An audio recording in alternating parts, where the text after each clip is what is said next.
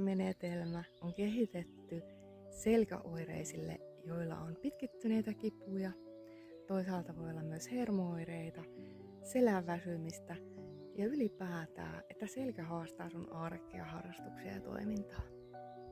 Freeback-menetelmän avulla 10 viikon aikana sä opit oikeanlaiset harjoitteet, opit ymmärtämään, mistä se kipu johtuu ja toisaalta pääset eroon niistä pinttyneistä tavoista, joita et tiedäkään sulla olevan, että ne pitää yllä sun oireita. Helpottavaa kipua hermooireisiin tulee yleensä säännöllisellä, rauhallisella, pumppaavalla harjoittelulla, joka auttaa tosi hyvin siihen, että hermooireet ei pääse päälle. Hermooireet sinänsä on inhottavia ja moni joutuu syömään vahvoja hermokipulääkkeitä. Hermokipulääkkeet toki toimii siinä ohessa, jos tarvii, mutta hermopumppauksilla, jotka on ohjattu oikealla tavalla tehtäväksi oikea-aikaisesti ja säännöllisesti, saadaan tosi hyviä tuloksia.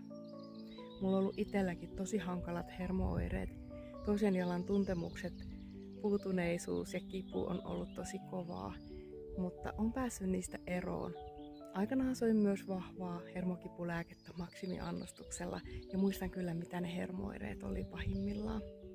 Tällä hetkellä pystyn tekemään tosi monenlaista monipuolista liikkumista, puuhastelua ja selkä ja hermotus toimii mukavasti.